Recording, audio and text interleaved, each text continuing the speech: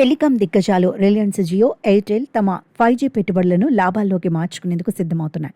ప్రస్తుతం 5G సేవలు అందుతుండటంతో ఆదాయం ఆశించిన స్థాయిలో లేదని భావిస్తున్న కంపెనీలో ఇప్పుడు నెట్వర్క్ స్లైసింగ్ అనే అత్యాధునిక సాంకేతికతను రంగంలోకి తీసుకురాబోతున్నాయి.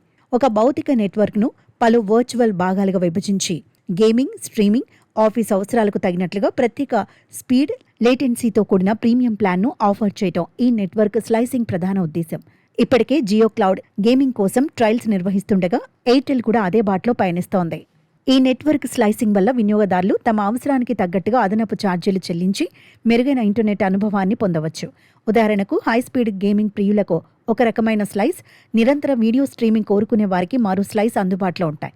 సాధారణ వినియోగదారులకు 5Gలోని గరిష్ట వేగం అవసరం లేదని, కేవలం అత్యధిక వేగం కోరుకునే వారి నుంచి ప్రీమియం ధరలు వసూలు చేయడం ద్వారా తమ ఆదాయాన్ని 20-30% పెంచుకోవాలని టెలికాం సంస్థలు యోచిస్తున్నాయి.